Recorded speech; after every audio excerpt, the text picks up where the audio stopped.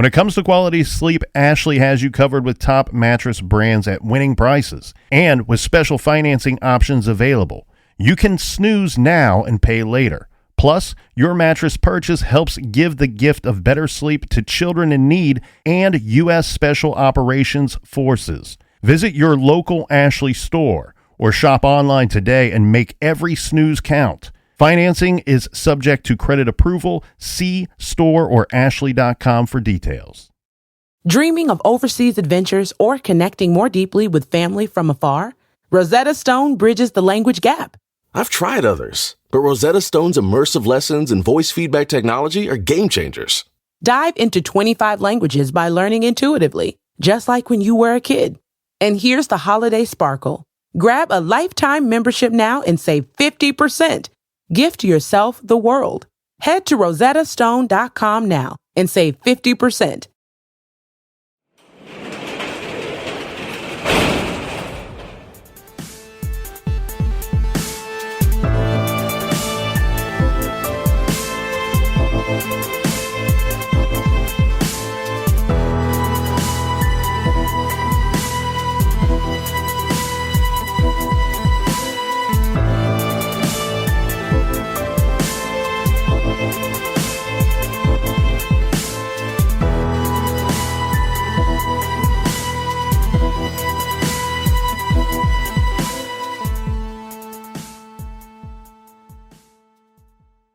Welcome to True Crime Garage. Wherever you are, whatever you are doing, thanks for listening. I'm your host, Nick, and with me, as always, is a man that says music is the food of love. He is the captain. Well, you can just call me Sexual Chocolate.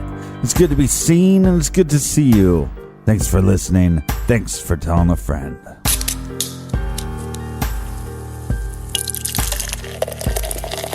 This week we are sipping on Doublecross by Crux Fermentation Project, garage grade 4 out of 5 bottle caps.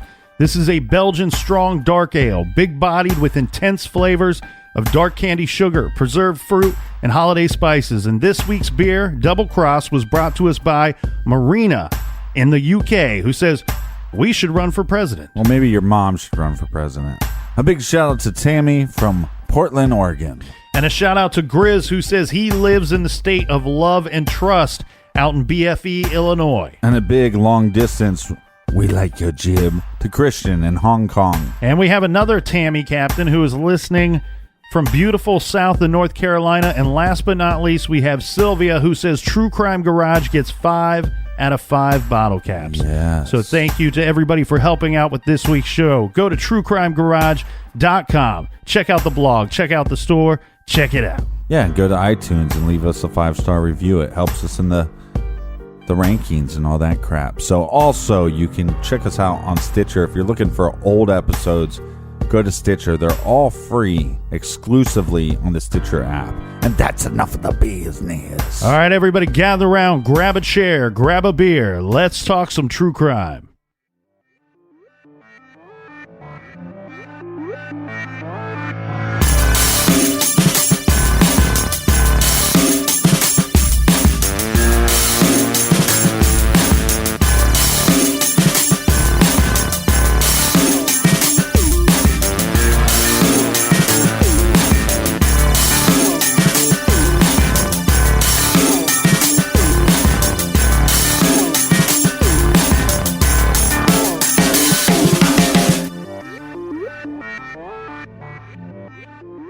In February of 1980, all hell, and I do mean hell, broke loose.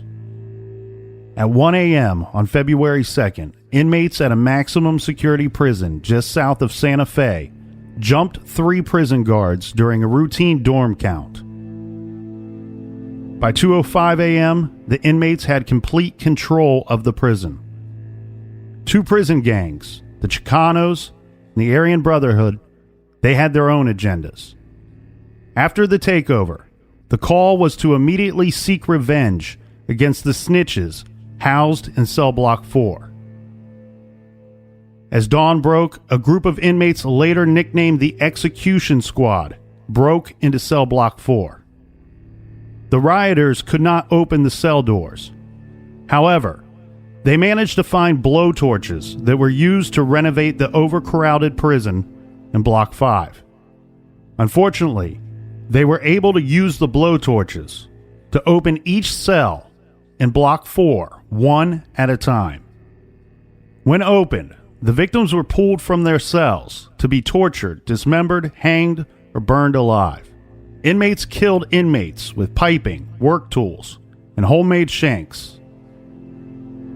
Some of the inmates in this time of chaos and crisis showed they were of good character. Some of the correction officers held captive were protected by inmates. At inmates' instruction, 2 officers removed their uniforms and put on prison clothes to disguise themselves and avoid being attacked. These 2 officers were later escorted out of the prison, protected by inmates. However, other inmates showed their true colors given the opportunity and reminded us all why they were locked up in the first place, as 2 very unfortunate officers were so brutally beaten and raped that they had to be carried out of the prison on stretchers. 7 officers were severely injured. The riot only lasted about 36 hours, but in the end, the official death toll was 33 people. All of them inmates. 12 of the victims had been housed in the protective custody unit. Most of the 33 were brutally murdered. Some died from a drug overdose. More than 200 inmates were treated for injuries. Later, there would be several books about this prison riot and its causes and aftermath.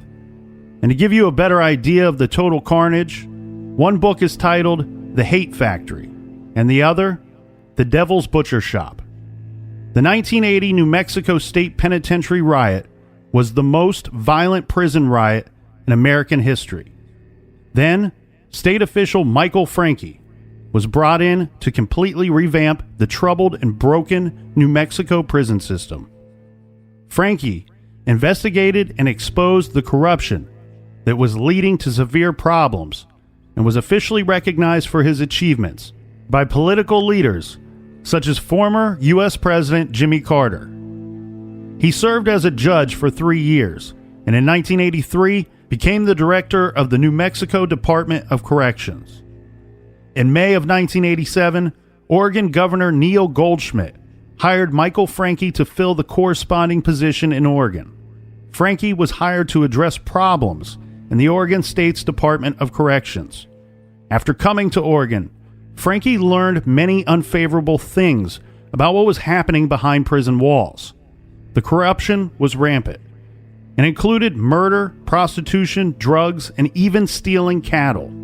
As it turns out, prison guards in the 80s were taking inmate crews out and stealing cattle from local farms and ranches, and then making money by supplying steaks to local restaurants.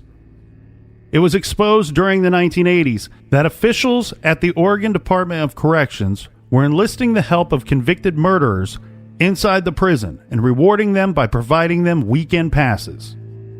At least one of these weekend passes for a convicted murderer led to another murder. Simply put, Michael Francke was hired to clean up a giant mess. Francke told his family he was going to blow the lid off of corruption in the Oregon prison system and implicate several top government officials. However, that did not happen because he was murdered before he could do so. Michael Francke was a good man, an ethical man that stood up for what was right and fought corruption and the corrupted. This is his story.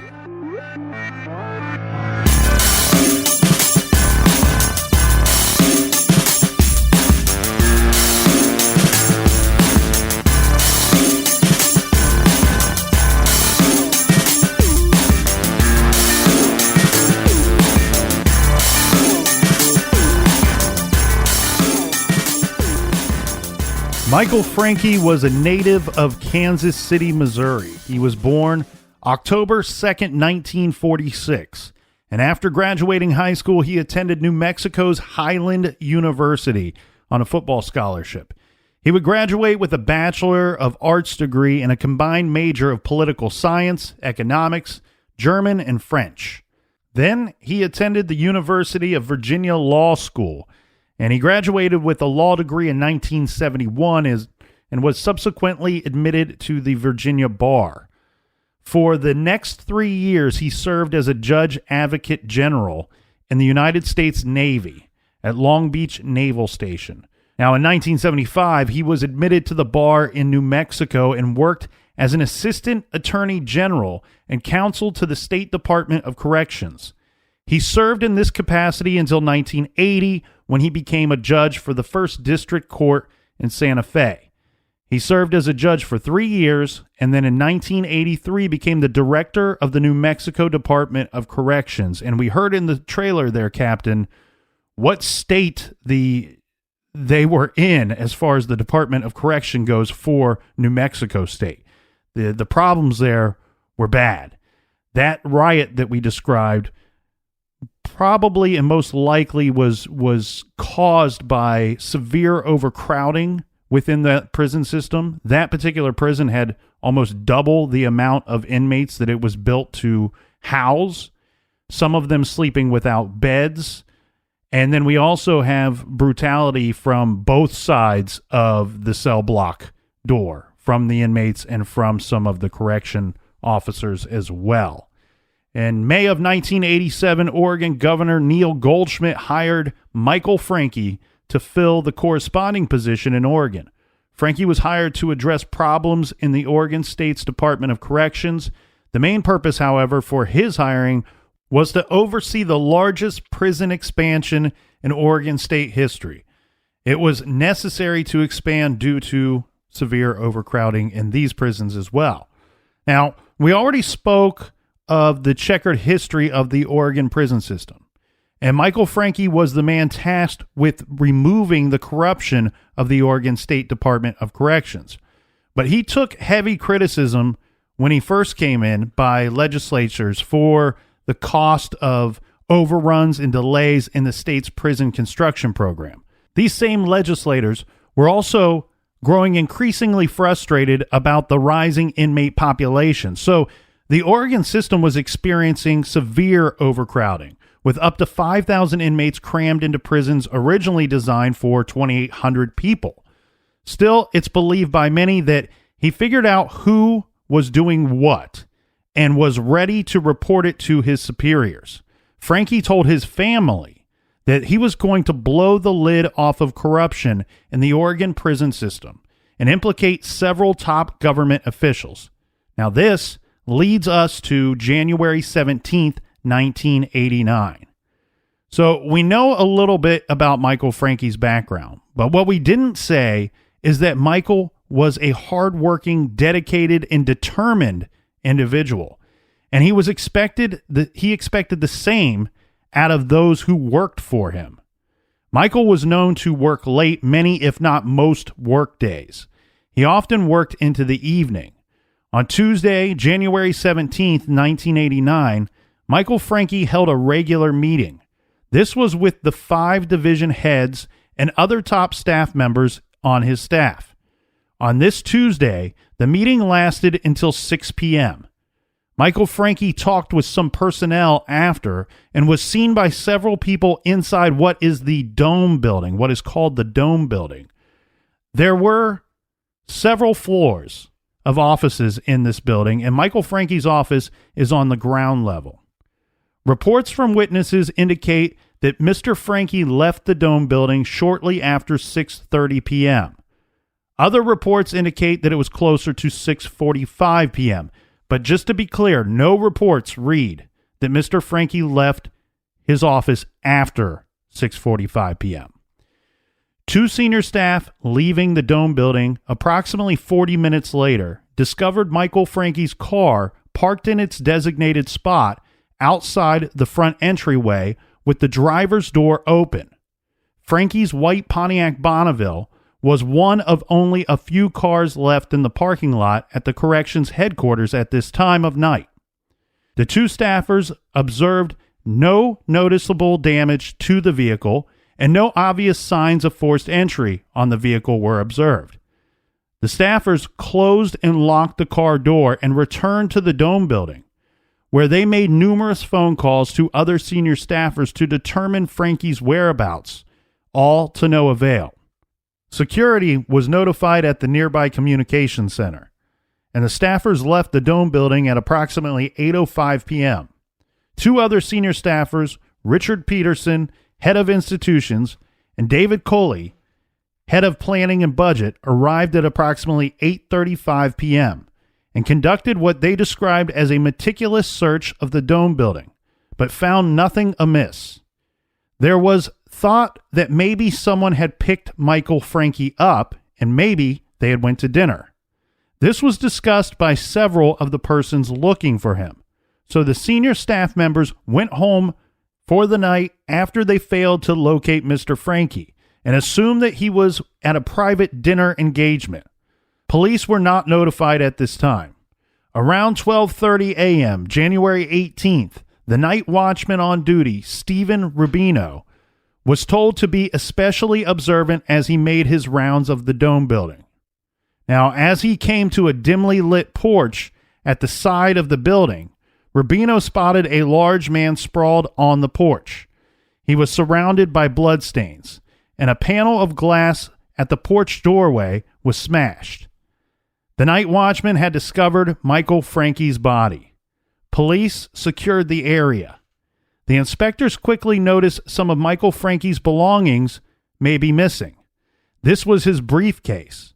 There was also broken glass on and near his body. Now, it's believed that Michael Francke, as he was being murdered, he had tried to unlock the door to get back into the DOC office, the Department of Corrections office, but could not unlock the doors. And in his final moments of life, Francke broke a glass panel from the door, attempting to get inside or, at the very least, call for help. Some have said that all of Francke's documents from his year-long investigation were later shredded at the Department of Corrections within hours of his body being found. This is according to, quote, inside sources. Now, these inside sources are not listed, just to be clear here. The newspapers that very same day covered the story. The information that they released was this: Michael Francke was found stabbed to death just outside the office building in which he worked. He died of a stab wound to the heart with massive bleeding. The medical examiner said it was, quote, a definite homicide, but there were no suspects. So now we have a judge that was brought in to clean up this prison system, and he's murdered. Yeah, and later the Michael Francke murder investigation was described as the largest of its kind in Oregon history at that time. The number of investigators fluctuated between 6 and 30 full-time investigators. The media coverage was intense, to say the least, and then Governor Neil Goldschmidt, he was really, according to the papers, putting the police department under intense pressure to make an arrest and bring closure to the case. Of course, given the nature of Francke's work, the possibility that the murder was a hit was immediately considered. Right. Despite interviews with thousands of people, including several convicts, and a reward fund exceeding $20,000, the investigators assigned to the case were not catching any big breaks early on in the investigation. What we do know was this: due to eyewitness accounts, the police were convinced that the killer was a dark-haired man with a light-colored coat who was seen running from the scene. But that man's identity was unknown. There were some problems with the investigation. One being that the time of death was not known. So the window for the time of death is simply 6:30 p.m., which is approximately the last time that Mr. Francke was seen. Right. And just after 12:30 a.m. when his body was found. He's found by security, right? Correct. So do they not have any security cameras in this facility? They did not.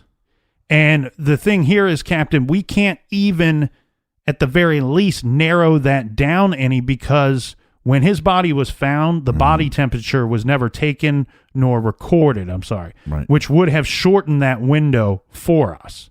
So all we can say is that sometime between the last time he was seen alive and the time that he was found dead near this door, that's when he was killed. another question. Keypad entries, or is it strictly just... It's a key. Just a key. 1989, and this... So we need to be clear here. This is a little bit difficult. You say, well, if there were several people looking for this individual, why was he not located? Well, there's a couple problems with this. Okay, so it's January 1 is a problem because by the time he would have left work that day, it was already dark. So they're at a disadvantage looking for someone, especially outside, where he would later be found. And the door that he died in front of was like a side door, and I believe it was on the second floor. So let's say he was attacked. His car door was found open. So there's some thought that he was attacked at that car, right, and then managed to try to seek help, and he made it to that door before he expired. So, but you say the door that he was found on was the second floor. Yes. So I don't know if this would have been the nearest door for him. I'm guessing that's where he would go to. So let's say it's the nearest door. He would have had to run from his vehicle after being attacked and then go up the stairs and try to get into that door. And then, unfortunately, he passed away there before help could arrive. Or the attack continued. That the attacker followed him up there and killed him in front of the door. So no keypads and no security video footage of this. Correct. And you bringing up the keypad is interesting because there was at least, off the top of my head, Captain, I think only one article that I found regarding the case and the crime scene. There was an article that stated... That's not many articles on the case. No, I meant stating the following, that the locks to the doors were changed that day. Now, I don't know that I believe that. I have no reason to discredit it. I have no proof that it didn't happen that day. But what I will say is this. This will be obvious by the end of this episode. There's a lot of questions around this murder. And there's a lot of thoughts about who committed this crime. And I think that the idea of the locks being changed that day adds to the mystique of it, or to the confusion of the whole crime scene.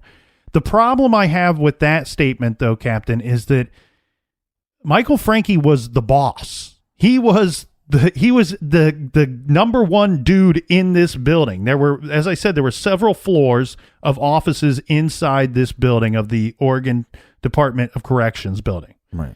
He was the man in there. If the door locks were changed that day, if there's one person that you make sure has that key when the doors are changed, when the locks are changed, it's the boss. It's that guy. It's that guy. Yeah.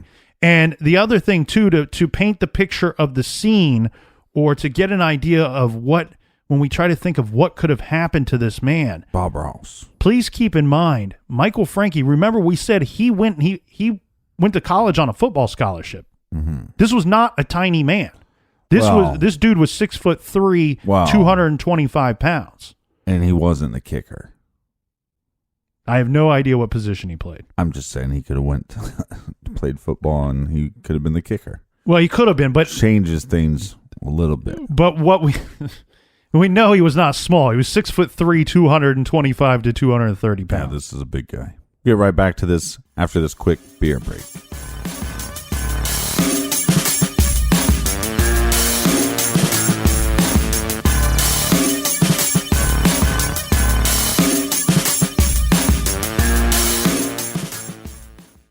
This show is sponsored by BetterHelp. Do you look forward to the holidays? Maybe you struggle with seasonal blues.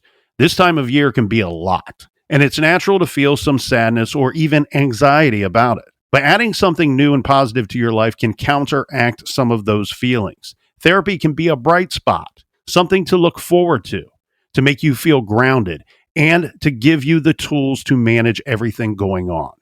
If you're thinking of starting therapy, give BetterHelp a try. It's entirely online, designed to be convenient, flexible, and suited to your schedule. Just fill out a brief questionnaire to get matched with a licensed therapist and switch therapists at any time for no additional charge. Find your bright spot this season with BetterHelp. Visit betterhelp.com/garage today to get 10% off your first month. That's BetterHelp, HELP.com/garage. Rosetta Stone is the language learning program with a lasting impact. I've been using their app to learn French, and it's not just about memorizing words, but actually having real conversations. And it's not just French. They offer 25 languages. Right now, Rosetta Stone has an awesome holiday deal, 50% off their lifetime membership. Every language, unlimited access forever. For anyone keen on diving deep into a new language, check out rosettastone.com. It's a game changer. You can live out your MasterChef dreams when you find a professional on Angie to tackle your dream kitchen remodel. Connect with skilled professionals to get all your home projects done well. Inside to outside, repairs to renovations. Get started on the Angie app or visit Angie.com today. You can do this when you Angie that.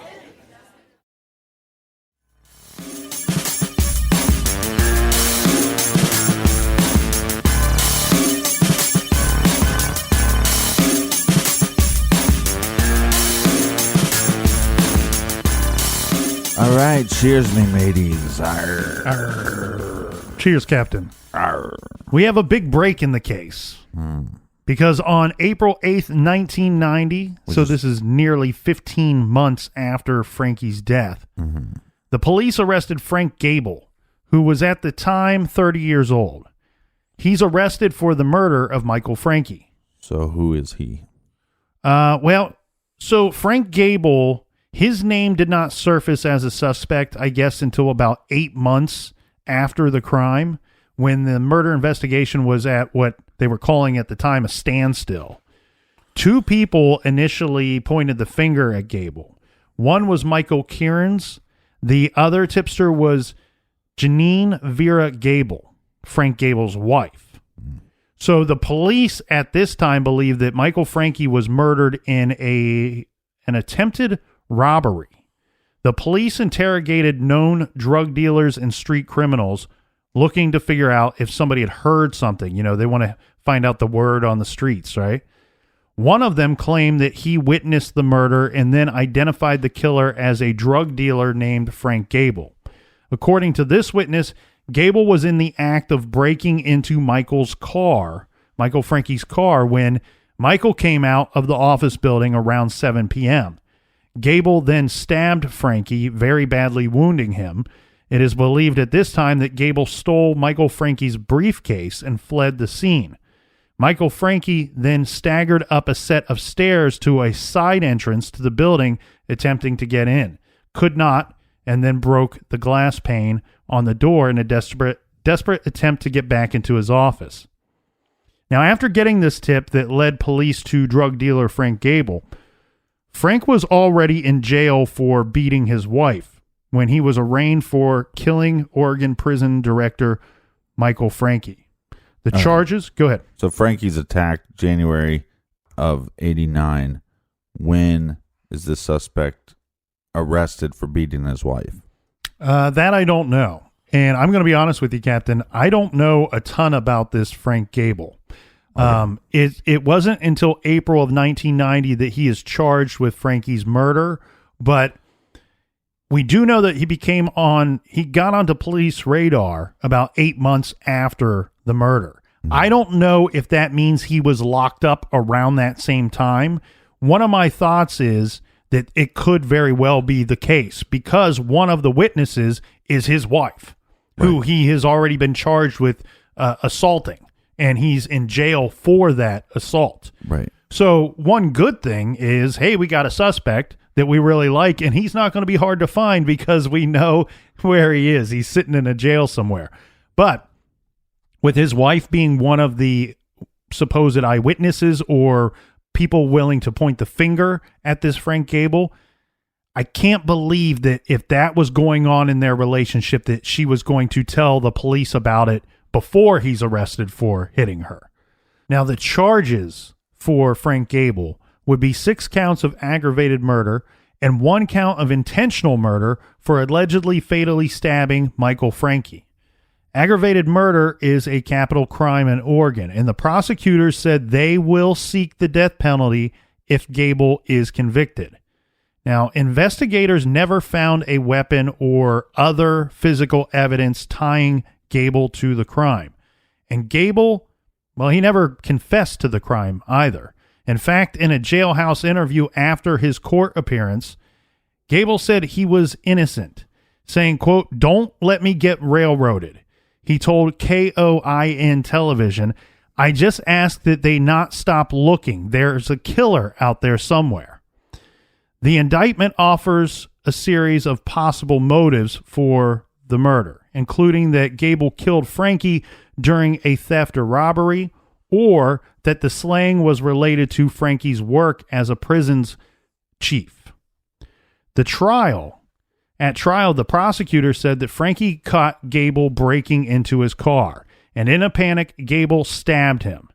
Now, again, no physical evidence was produced, even at trial. However, the prosecution was allowed to introduce as evidence a knife that was purchased by investigators, which matched Francke's wounds. Gable's ex-wife testified that she had gave Gable a similar knife at some point in their relationship. All right. That seems like there's some holes, no pun intended, in this. Is that the worst evidence you've ever heard? Yeah, I mean, again, have some proof, have some evidence. I mean, if she had a receipt of a knife that she bought prior, then okay. But, right. But we don't. So, and how many stab wounds do we have? His autopsy is difficult. So the way that it reads is that he was stabbed directly in the heart. The problem with what was released to the public is that we don't know if that stab came from the back or the front. Right. There was not a ton of information released publicly regarding his autopsy. They do state that there were some defensive wounds on the victim. There was also some sign of blunt force trauma. However, this sounds terrible. The blunt force trauma they don't believe was part of the attack. They actually believe that his body, that blunt force trauma to the body occurred when he was most likely slumped up against the door and the wall in the corner as he was trying to get into that door, that office door, to get help.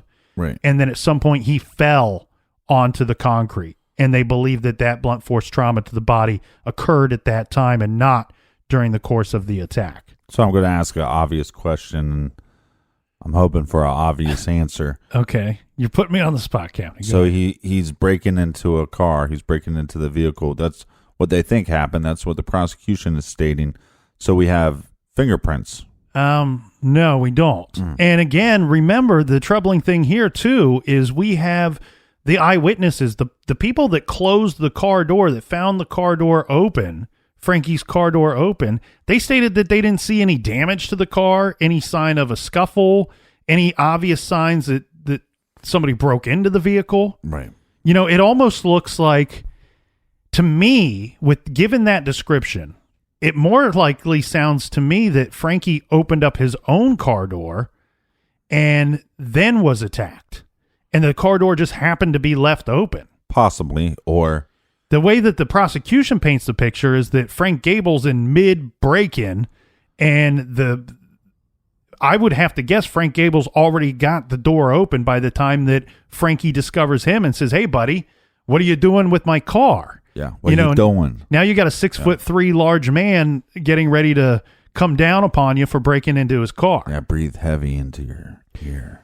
Well, and I think we don't. Well, let's go ahead. But Frank Gable could have just been checking cars to see if they're unlocked, and then he goes, "Oh, this car's unlocked." I open up the door. Right when I open up the door, Francke sees me. Yeah. So that could have happened too. That's a possibility. But again, guess whose hand's on that door?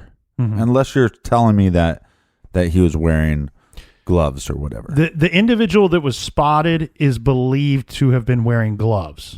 That there was a man. Remember, we have the eyewitness account of a dark-haired man in a light-colored coat running from the scene.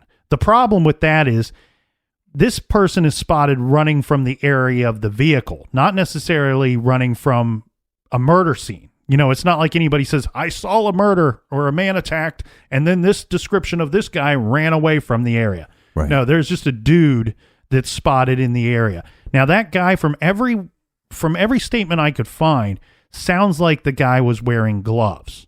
So, well, and it could just be a guy that, you know, randomly was leaving work and decided, you know what, I really need to get in better shape. I'm going to start right now running. Well, and look, it's January. Don't people wear gloves in January? Mm-hmm. I mean, I do. Get with it, people. Put on some gloves. Hey, don't you wear gloves? I also wear socks in January too. Yeah. Hey, at the trial, the state produced several witnesses. This is going to be the troubling thing for Mr. Frank Gable. These witnesses, all of whom were criminal associates of Gable, and claim that Gable confessed the crime to them after the fact. The testimonies were from the following. First, we have a woman named Jody Swearingen. She's a local teen runaway who testified before a grand jury that she had witnessed the murder. Police reports indicate that she had identified Frank Gable as the perpetrator of that murder. Then we have Cappy, a.k.a. Shorty Hardin. Cappy Shorty. If your first name is Cappy, do you need a nickname? Unless you're incredibly short, then he's Shorty. Yeah. What if he's like 3'7"? Then you're Shorty. Yeah. He testified at trial that he was parked near the Dome building with the young woman we just discussed, Jody Swearingen. When he saw Shorty was? Yeah, he saw Frank Gable, according to Cappy or Shorty, whatever you want to call him, he saw Frank Gable stab Michael Francke. Mm-hmm. Then we have Mike Kearns. We also have Dan Walsh and Kevin Walker. All three separately testified that Gable confessed to them that he had killed Francke. So these are. So why are these guys in the area? Why is this guy parked? I don't know if they were parked in the car and fooling around or if they were leaving the area. So this building is actually near a very large hospital. Uh-huh. So almost across the street from the parking lot where we believe Michael Francke was attacked would be a very large parking lot for a state hospital. So they very likely could have been in the state hospital parking lot. Right, but I want to know why they were there. It seems to me that they're just finding people that know Frank Gable and just going, hey, just say you're there. Oh, no, I apologize. I think the way that I described that is weird. I don't believe that Jody Swearingen and this Shorty Hardin actually knew who Frank Gable was. Okay. They were able to say, hey, the person we saw attack Michael Francke was this man. They were able to identify him. The people that knew Frank Gable were that Michael Kearns, Dan Walsh, Kevin Walker. These were known associates of Gable's who at one point he confessed, according to them, that he had killed Michael Francke. Then we have Janine Vera. Remember, the married to Gable at the time of Francke's murder. Right. She testified that Gable was not home on the night of the murder and that she didn't know where he was. She also testified that Gable said at some point, quote, I stuck the guy. She says, what guy? He says, quote, the guy at the hospital, Gable answered.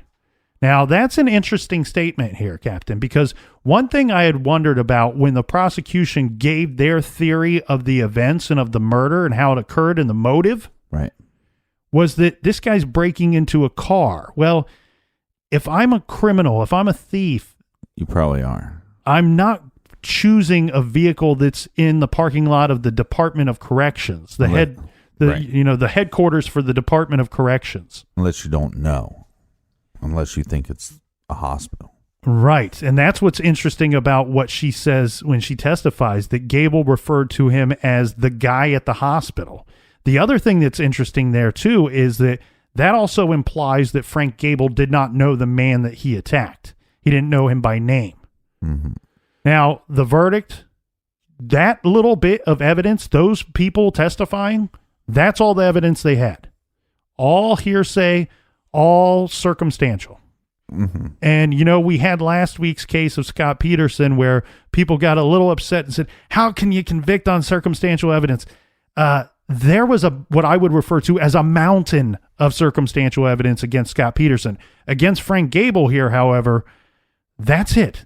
That's a molehill of circumstantial evidence. Well, I still like the way that Nancy Grace talks about it, is the idea that you go into work and it's sunny and it's beautiful out. Then you go out for lunch and there's puddles everywhere and your car's wet. And there's all this circumstantial evidence that lets you know that it probably rained. Right. And so that's how you get to that conclusion. Yeah, there's not a mountain of evidence here. The difficult things, one is your two eyewitnesses are criminals. Then these so-called associates that you confess to. Well, it's believed, and I'm going to say allegedly because I can't say that I have hardcore evidence of this or saw lots of reports stating the same. But allegedly, I would guess 5 out of the 6 people that testified that he was guilty, or 6 out of 6 would have been probably drug users at the time. And I can say that because, look, Frank Gable was a known drug dealer. Right. And so his associates are either going to be other dealers or users, most likely. Okay. And they've also been referred to publicly in newspaper articles as just that, as drug users. As far as Jody Swearingen and Cappy Harden go, aka Shorty, I believe similar that they were drug users at the time. Again, I don't think they had any knowledge of Frank Gable prior to seeing the person that they described as Frank Gable stabbing Michael Francke. So what's interesting is with Frank Gable is you wonder, why would he break into somebody's car? I mean, if he's a drug dealer, then why are you breaking into somebody's car? That's kind of a lower level crime. So you're probably making money off the drugs. Why would you break into a car? But if the car you think is at a hospital, or you breaking into it because you think this person is a doctor and there's something that you can get out of this, you could get some prescription pills or something like that. Mm-hmm. Well, that's an interesting thing that you bring up here. And one thought is that, okay, so Frank Gable was considered, quote unquote, a career criminal by this point in his life. This is somebody that has had trouble with the law. It wasn't his first run-in with the law. He was a known drug dealer. He was a guy that was going to make his living off of committing crimes. Can you imagine that, though? I mean, you and I have both been in positions where we're at a job that we're not in love with, but it pays okay, and the benefits are all right. So it starts becoming, hey, maybe I can turn this into a career. Can you imagine the guy that's selling a little bit of dope here, a little bit of dope there, breaking into cars, starts thinking, I don't have many options. This is going to be my career. Well, the other thing, though, too, is I don't know that it's about options. I think a lot of times with these individuals, it's about they don't give a shit about 2 weeks from now, 2 months from now, 2 years from now. That's right. They're living in the moment, and it's how can I get some money for today, maybe tonight, maybe tomorrow is the furthest they can think ahead. So let's talk about the car, though, Captain. So neither Frankie's car phone nor his stereo were tampered with. We do know that from the police reports. Yeah, the car phone. Yeah. Interesting. Well, remember back then, I'm guessing it's one of those Motorola deals that has it has a little station with it. It looks almost like a tiny briefcase. Yeah. And some people would keep it in their glove box or kind of there in the center between the two front seats. So it would be very obvious. Now, what makes that interesting, though, too, is if I am a criminal looking for something expensive and I see that sitting on the passenger seat or in the front portion of the vehicle, I'm going to go, man, I'd like to steal that car phone, right? So, well, the question here is now, is this car owned by Frankie or is this given to him by the state? I believe that he owns the vehicle. And the only thing I have to go off of is that it's referred to as Frankie's car phone and his stereo were not tampered with. Well, because sometimes, I mean, heads of detectives will get a detective vehicle, for example, and they might have their radio in there, but also have emergency cell phone service. So that's kind of why I was wondering. And then that also makes me wonder if it was owned by the state, then how many people have access to keys. The other thing that we should call into question is the body. So Michael Francke's watch, wallet, and cash were still on him when he was found after he was dead. What kind of watch was it? How would I know what kind of? I don't know what kind of watch it is. Well, I think if you're if you're the defense, for example, right, mm-hmm. and you say, "Hey, he's wearing a baller watch. He's wearing a Timex. He's wearing a Rolex." Is Timex a baller? No, Timex is not a baller watch. That's what makes it a joke. Those are the people that are balling in 5th grade. Right, but what I'm saying is that does make a difference, and you'd think that the defense would have brought this up to say, hey, if he was breaking into the car because he wanted to get money or whatever he was looking for, then wouldn't he take this watch? I mean, if it's a crap watch, you're not going to take it. I mean, it might have been a little calculator watch. We don't know because it's not reported. But again, these items would suggest that the money was not the priority of the killer, is what a lot of people would point out. Again, my problem with Frank Gable's motive is, if he is a drug dealer, one, why would you be breaking into cars? That seems like a downward move in your career. You're selling drugs. You're making money. You're balling out of control. You're wearing Timex. You got 5 Timex on your left arm. So why are you breaking into the car? But again, he thought it was the hospital. So you're breaking into a car because you think it's a doctor's car. So you're trying to break in to get drugs or a prescription pad or whatever it is. Possibly. I don't know that I would say that Frank Gable was above breaking into cars. Again, I believe this is an individual that's a career criminal. Those types of individuals look for opportunity, and when opportunity presents itself, they seize the moment and steal whatever it is that they can. Captain, they did not need Nancy Grace sitting on the sidelines cheerleading for the prosecution here, because the verdict that would come down, Gable was found guilty and received life in prison with no chance of parole. All right, so an open and shut case, right? Yep. Easy. I'll see you next week. Done. One-parter. Great one-parter. All right. Well, not so fast, as there are major doubts in this case. There were TV and newspapers that came forward in February of 1991. And this started prior to Gable's conviction. The Michael Francke story was featured on an episode of the TV program Unsolved Mysteries. The killing sparked widespread speculation that Francke was murdered because he was about to expose corruption in his department.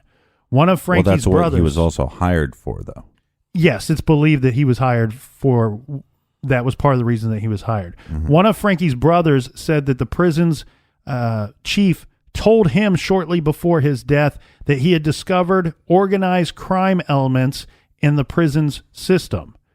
The case also became somewhat of a battleground between the 3 leading Portland newspapers.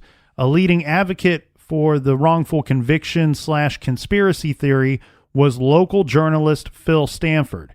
Stanford wrote extensively on the case and wrote a screenplay for a film based on the Francke murder called Without Evidence. This was released in 1995, featuring Angelina Jolie in one of her first major roles. Now, she played the person that we already mentioned, Jodie Swearingen.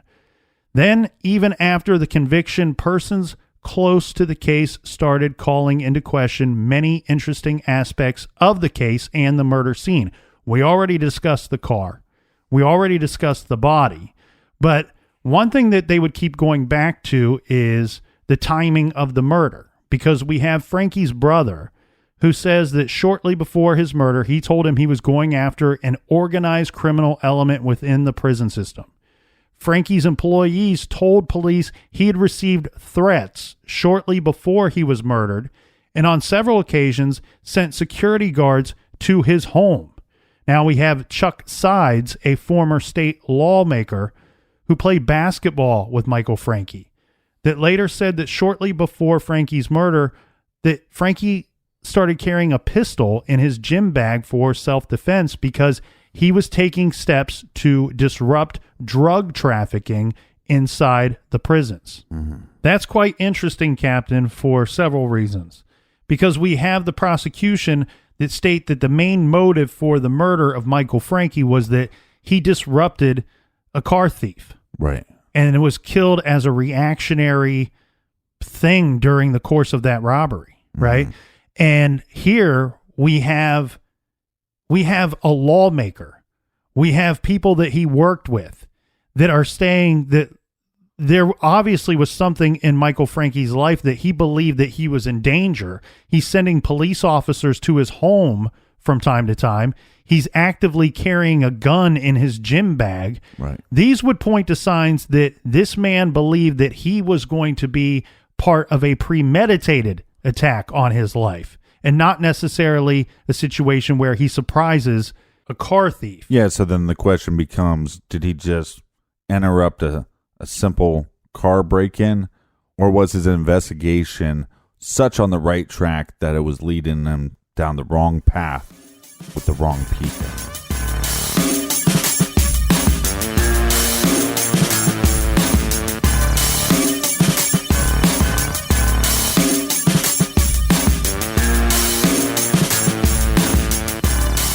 Make sure you follow us on all social media platforms at True Crime Garage. Make sure you share and tell a friend, you crazy bastards. And drop everything you're doing. Go to iTunes and tell them how much you love us. Big 5 stars, 5 out of 5 stars. Until tomorrow, everybody, be good, be kind, and don't litter.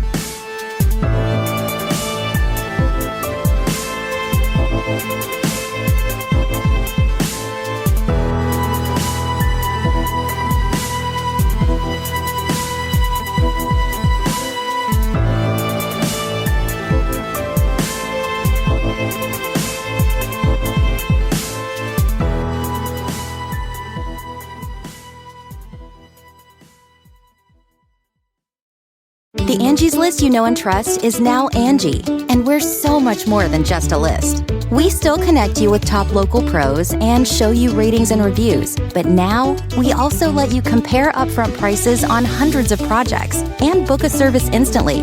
We can even handle the rest of your project from start to finish. So remember, Angie's List is now Angie, and we're here to get your job done right. Get started at Angie.com. That's ANGI, or download the app today.